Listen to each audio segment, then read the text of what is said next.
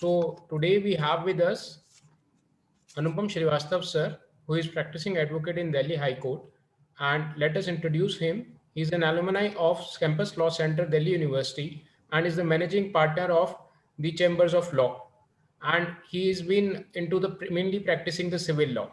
At present, sir is also holding the position of additional standing counsel in Delhi High Court. And besides that, sir has an academic affair all the time where he has been author of various books such as Mullah's CPC in 2002 and also the ways to recover the money. And sir has been always keen and interested to provide more such academic sessions to the young lawyers on the civil proceedings. So today we are here to discuss the Juhi Chawla's dismissal case, that what was exactly happened. Without taking much time on the same, I just want to introduce and kickstart the session by telling you that what was exactly happened. So the Honorable High Court of Delhi on 4th of June 2021 in the matter titled as Juhi Chawla and others versus Science and Engineering Research Board and others, the civil suit number was 261/21, has dismissed the law civil suit filed by the actor environmentalist Juhi Chawla against the setting up of 5G wireless networks in the country. The High Court observed that the plaintiff has abused and misused the process of law, which has resulted in waste of judicial time, and dismissed the case with a cost of 20 lakhs. So to understand more that why that case was dismissed, we have with us today Anupam Srivastav sir on board. And sir, from here onwards, over to you. Good afternoon, everyone. Am I audible enough? Am I audible? Yes, sir. Yes, sir. You are audible in me.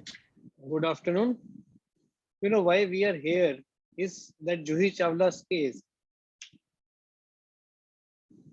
Justice Midha, what is something very, very peculiar about this case is, which should interest every civil lawyer or a law student for that matter, is one observation which he borrowed from Justice Edlaw's judgment. I'll read it as it says, this is a classic textbook case found not to draft a plain, which should be taught in law colleges and to young lawyers so that such bloppers in drafting of pleadings damaging to one's own clients are avoided.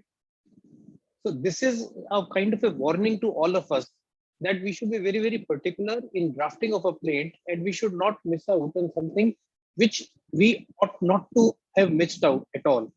Since we are short on time, the Honorable Court dealt with about 15-16 grounds on which the plaint was rejected. I'll quickly take you through what were in the order of priority, which was in which they were of order of priority of importance.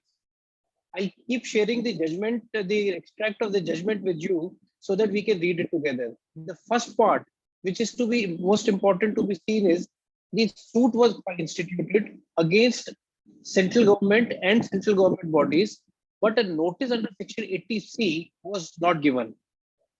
You all know 80 CPC requires that when you're instituted a suit against the central government or state government, then you need to give a notice. Derek, could you please share the judgment, paragraph 16, 20, and 21, please?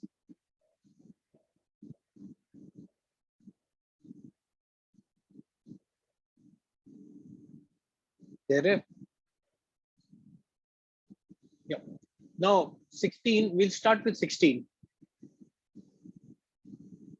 The notice, the judge gives a finding, the notice under section 81 of CPC to the government is mandatory before institution against the government. The object of notice under section 81 is to give an opportunity to the government to reconsider the matter and to make amends and settle the claims out of court. Section 80 was enacted for the advancement of justice for securing public good by avoidance of unnecessary litigation. Please come to the subsequent paragraphs. There.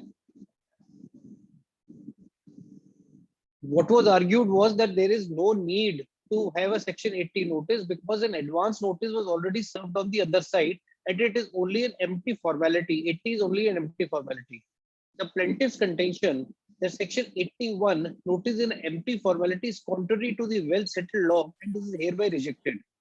The court is of the view that the notice under section 81 of CPC is necessary in the present case. The application is therefore dismissed.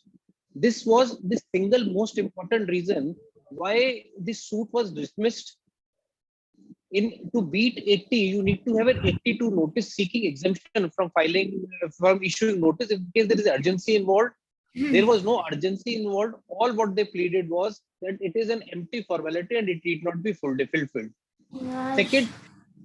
Second is the issue which came up before court was that थोड़ा it सा was time लगेगा. ये the रुक. suit was Who is this? Kindly mute yourself. हाँ, वही. the second issue was with regard to the payment, with regard to the valuation of the suit for the purposes of court fees and jurisdiction. There, if you could come to paragraph 1 of the judgment, 8, 9, and 10. Now, just pause here. The suit, you must understand that suit has to be valued both for the purposes of court fees and jurisdiction separately. And how, and then court fees has to be paid in accordance with the valuation made. What the plaintiff did in this case was they paid a court fees of rupees 1950. I'll just read out the paragraph. You read the highlighted portion. This is the paragraph with regard to jurisdiction. The suit has been filed by affixing court fees of rupees 1950 for the present, and the plaintiff applicant seeks time to deposit the balance, if any. That it is also their intent to challenge the Court Fees Act on the grounds inter alia that if the justice dispensation system requires around 15 to 20 years for settlement of suit, it has lost the moral as well as legal right to require the court fees to be paid upfront at the beginning of the suit. That it is also their intent to challenge the Court Fees Act in terms of the original intent of the act being to recoup the cost of administration of justice, whereas the present system is such that the inflow of fees far exceeds the amount spent by the state on providing the infrastructure to dispense this and to dispense justice. That under these circumstances, they said the court fees, if it is found short, will pay at a later point of time. Along with this, they moved an application under section 149. The court dealt with 149 also, which deals with providing exempt, giving more time to payment of court fees. Please come to paragraph 8, 9, and 10.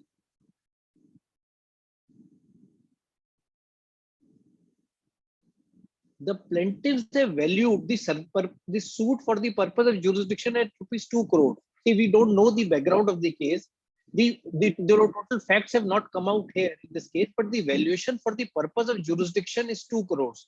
Please understand, if you read section 7 of the Court Fees Act and section 8 of the Suit Valuation Act, that is how the court fees is to be assessed and valuation made. It categorically says in under certain kind of suits, the value for the purpose of court fees and jurisdiction has to be same. When the plaintiff has valued the suit for 2 crores, then they have to pay the court fees on 2 crores. We'll go further from here. The law is well settled that the valuation of suit for the purpose of jurisdiction and court fees has to be same in certain cases, right? In that view of the matter, the plaintiffs are liable to pay court fees of rupees 1 lakh such and such, which was the deficiency. Now, since they moved an application under 149 asking for extension of time, but if you would recall there, they in the paragraph of they have stated that we intend to challenge the Court Fees Act, that it is not liable to be paid. The judge says the section 149 of CPC empowers this court to extend the time to pay the deficient court fees. However, the challenge sought by the plaintiff into the validity of the court fees is not permissible under section 149 of CPC. As such, the case for determination of court fees is no case for determination of case fees is made out. The application is misconceived, frivolous, and unsustainable. The law with respect to valuation and computation of court fees is well settled. However, the plaintiff has taken a stand not to pay the court fees, utter disregard of well settled principle. All the objection raised by the plaintiff to the payment of court fees is rejected. So here, what they did was they committed two mistakes. One, they did not value the suit properly for the purpose of court fees and jurisdiction. And two, they did not pay the appropriate court fees. What they intended, if they were to challenge the Court Fees Act, suit is not the remedy. The remedy lies in filing of a writ petition challenging the virus of the act. There seems to be some confusion. Why I have asked to myself, why did they even come in a suit? But let's not get into the intent on this. Let's only look at the judgment. I'll come back to Court Fees Act and suit valuation if the time permits, because this is something which all of us should know, how the suit has to be valued. The third paragraph, the fourth issue which we need to point out, particular in this case, is the plaint did not have a verification clause. Imagine a situation, here is a plaint filed by a celebrity. It did not have a verification clause, though an affidavit was filed in support of the plaint, but then affidavit is also very particular very peculiar about certain circumstances about the affidavit also. If you could there come to para 35 of the judgment. This is how these two issues of verification. If you recall order 6 rule 15 of CPC, there we need to be on points 6, 7 and 8. Order 6 rule 15 categorically says that it needs to be verified, and 4 of the 615 sub rule 4 says there has to be an affidavit. Now, the plaintiff, I'm reading the 6, the plaintiff have not verified the plaint, which is mandatory under order 6 rule 15 of CPC. In the affidavit filed along with the plaint, the plaintiffs have deposed that only paras 1 to 8 of the plaint are true to their knowledge, whereas para 1 to 169 are plaint based on information and legal advice, meaning thereby that the plaintiff have no personal knowledge of any of the averment made in the plaint. The suit totally based upon information and legal advice is not maintainable. Since the plaintiff have no personal knowledge of any averments made in the plaint, and the whole plaint is based on information and legal advice received, it appears that plaintiff wants an inquiry to be conducted by this court into the averment made in the plaint, which is not permissible in law in these proceedings. See, we take certain things very, very casually as far as the plaint is concerned. The verification paragraph, if you would see, there are always two parts in verification: true to my knowledge and information, and true to information received and believed by me to be correct. Conventionally, in the latter part, the paragraphs pertaining to value for the purpose of court fees, jurisdiction, which are purely legal paragraphs, are taken to be legal advice received and believed by me to be correct. Verification is a very important part of the suit, so that a responsibility may be fixed on a person that whatever you are averring in the plaint is true. And the affidavit was introduced only, concept of affidavit was introduced only in 2002, with the view that the people would come at least speak the truth. That was the thought of the Law Commission, that if we add verification along with plaint, that people will not lie. The counter argument which was given in the Law Commission was that we all have a provision of an affidavit in the writ petition for a very long time, despite which people still lie in a petition and file an affidavit. But they said, let us test it for about 10 years. Much has happened, but everybody, it seems, have forgotten about it. So what I intend to point out here is that there are these three factors: the verification, plaint, and affidavit are very important clauses, absence of which is very, very challenging for a case. Now, other miscellaneous things were pointed out. Nitesh, just let me know if we are running, whenever we are running short of time, right? Other miscellaneous things which were dealt with in the court, though there is no discussion on merit, but they are there. So please come to paragraph 35, clause 1 to 5. Now, one says, this is a very precise issue. Now let us read. See, order 6 rule 2 provides that the plaint shall contain statement of material facts in a concise form, but no evidence by which they are to be proved. However, the plaintiffs had not complied with order 6 rule 2 of the CPC, as the statement of plaintiffs are not in concise form, and the plaintiffs have incorporated the evidence in the plaint. Now here, if you read these two rules, it says it has to be concise form and you should not incorporate evidence. It's the rule 6, order 6 rule 2 categorically says this. This plaint had 169 paragraphs. When you say concise, it has to be concise, short. It is an original side suit, so you don't need to have a lengthy suit which runs into 169 pages. You don't have to reproduce the evidence here, which has been done in this case, which the judge found an objection to. Now comes to the second part. Order 6 rule 9 of CPC provides that contents of the document shall not be set out in the plaint unless the precise words of the document or any part thereof are material. However, the plaintiffs are not complied with 6(9) of CPC and have reproduced the documents in the plaint. This is something which we all learn in law school, that plaint should only state the facts. If you have to refer to a document, then you may say executed. Let's say illustration that a sale deed was executed, period. That will come as a document along with the plaint, but you do not reproduce the content of a document. It appears from the judgment that the plaintiff in this case reproduced the contents of the document, which was objected to by the court.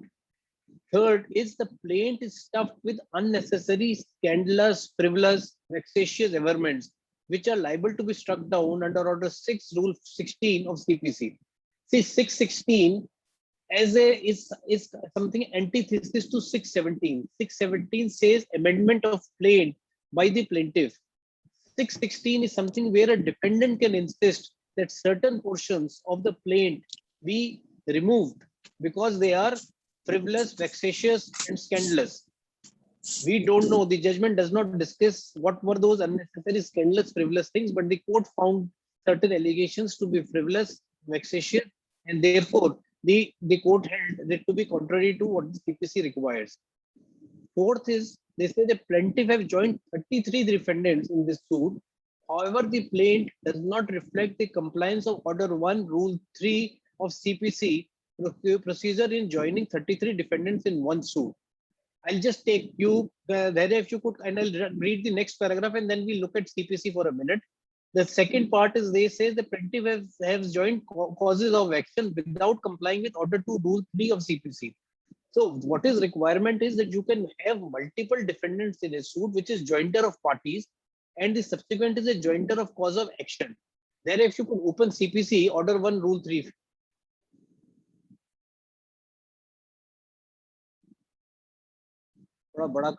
Yeah. It says all persons may be joined in suit as defendant where any right to relief in respect of or arising out of the same act or transaction or series of action. Point out the word relief in respect of arising out of the same act or transaction or series of acts of transaction is alleged to exist against such person, whether jointly, severally, or in the alternative. And second, if separate suits are brought against such persons, any common question of law or fact could arise. So these are the requirements which must be fulfilled in adding defendants to a common suit. They added 33 people. We don't have the benefit of looking at the plaint, so we don't know what was transpired there. But then honorable judge has noted that it did not meet with this. Please come to Order 2, Rule 3 there.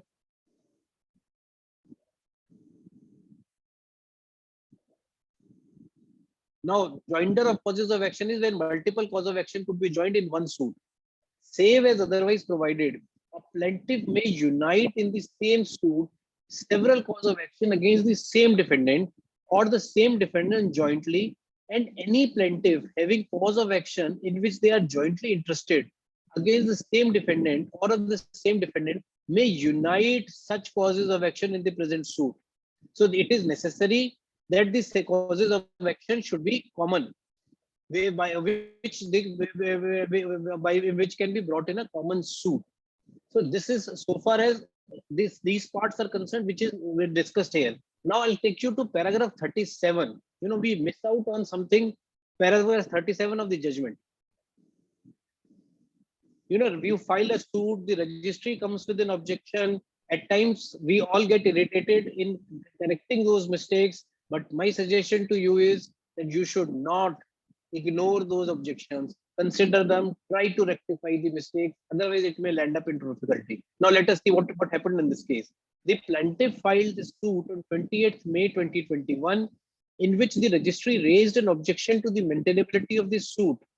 The plaintiff, instead of explaining how the suit is maintainable, requested the registrar to list the suit as it is with defects, and the plaintiff undertook to bear the cost and consequences of the same, whereupon the registry listed the matter subject to the objections before this court. So they were so confident or callous if I may say, that let's this matter before the court. We will take care of the matter. We are very confident we will be fine. Now, if we have there, Nitesh, if we have time, then would like to go to the Suit Valuation Act once again, because that's something very important. So we have 10 minutes from now, sir. All right, then I'll just take 4 or 5 minutes in covering up this, and then we'll leave the question. There, please open section 7 of the Court Fees Act, and then 8 of Suit Valuation. Court fees.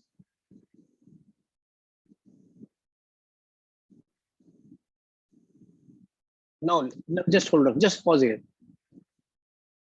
I'm sure most of you would know how to fix the court fees, but let me still try and explain it to you. Computation of fees payable in certain suits. The amount of fee payable under this act in this suit next hereinafter mentioned shall be as follows. We come to 4. In suits, I understand that the suit before the court was for declaration and injunction. So I'm coming to for a declaratory decree and consequential relief, and for an injunction. To obtain an injunction, in all such suit, the plaintiff shall state the amount at which he values the relief sought. So which means it is left to the discretion of the plaintiff. How much would you want to value the suit?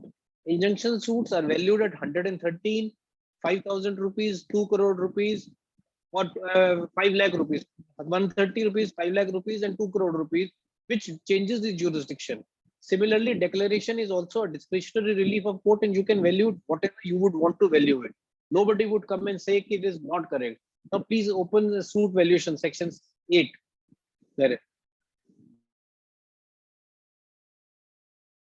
Now 4, subclause is 4, Roman 4. Now open the suit valuation.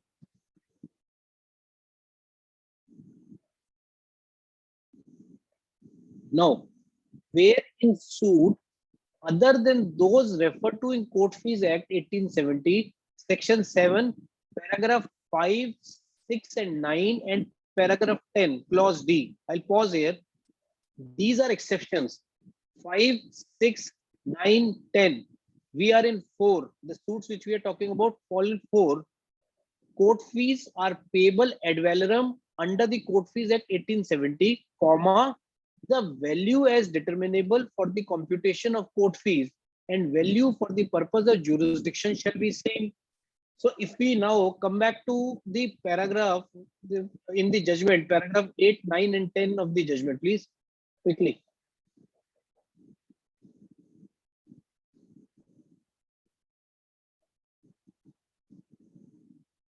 Now 8, not 9 and 10. 8 says the plaintiffs have valued the suit for the purpose of jurisdiction at rupees 2 crores. So the jurisdiction part has been taken care. The law is well settled that the valuation of the suit for the purpose of jurisdiction and court fees has to be same. Why it has to be same, I've just explained to you. But this is what the court held. You can't pay 1,950, whereas the court fees should have been in the range of about 1,97,000. That is why they say, please come and come to pay 1,95,594. Now we come to the last part, which says that it says the cost was imposed at 20 lakhs. Now please come to CPC section 35.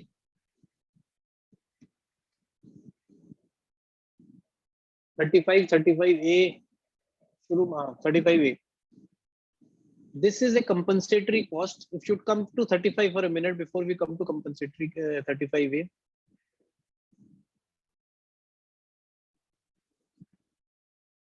Just hold on. In relation to any commercial disputes, and any third, there is a notwithstanding anything contained for the time being in force, this is the cost. And they say somewhere that cost will not be more than 3,000 rupees. These are heads for which it has been given. The payment, please go up, scroll up.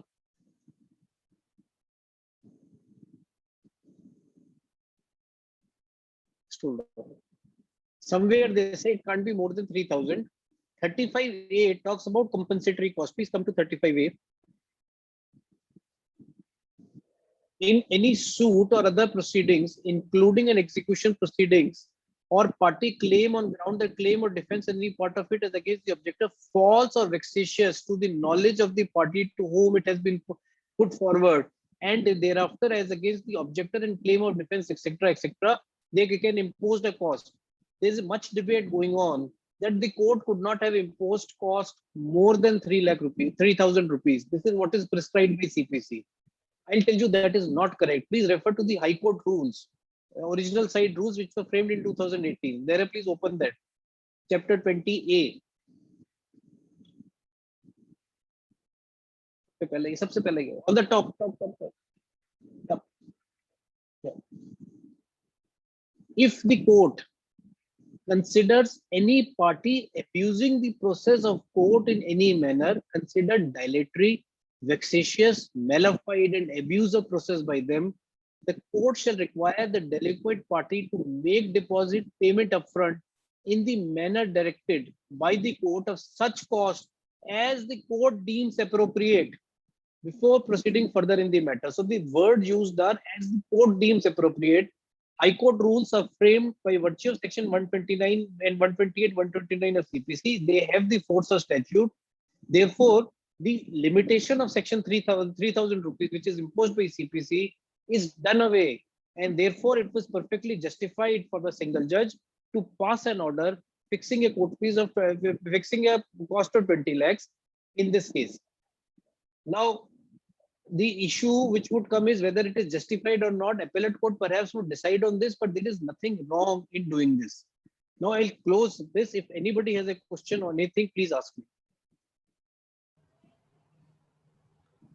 So, sir, I have straight away the question: would the rules supersede the section? They would not. They have to be read together. They will not supersede, but they were like special kind of a legislation, and there are several cases where the rules have taken over because these rules are newly framed only in 2018, matching with every situation. They will prevail. Okay, sir. Any other participants have any question can take up with sir, since we have a limited time left. Or sir, another question which come up in my mind is that what at this stage of admission the plaintiff cannot ask for the amendment of the plaint on such facts with regard to the verification. Yes, plaintiff could have asked for amendment. Absolutely no problem. They could have asked. Suits usually do not get dismissed for want of verification or any defects therein. They could have, but then 80 was something which was very, very crucial. And what it appears, what the court was that the plaintiff had shared the High Court link, which was by which you joined the VC on her Instagram, so that followers could join in, which was considered to be high-handedness by the court. So, sir, that could be the one of the reasons for the dismissal of the suit. However, that has not been reflected in the judgment if we say that the plaintiff has supplied the link to the viewers. Sorry? Sir, would that be a reason to dismiss the suit for supplying of this link, judicial No, link? I don't think so. I don't think that may be a reason for imposition of a severe cost, but nothing more than that. I don't think so. So, sir, procedurally, if we see that there were only 3 counts on which it has been basically dismissed, was like it was not been properly valued, it was not been properly verified, and sir, that the pleadings were not to 80 the notice. No. Most important was 80 was section 80 notice was not given.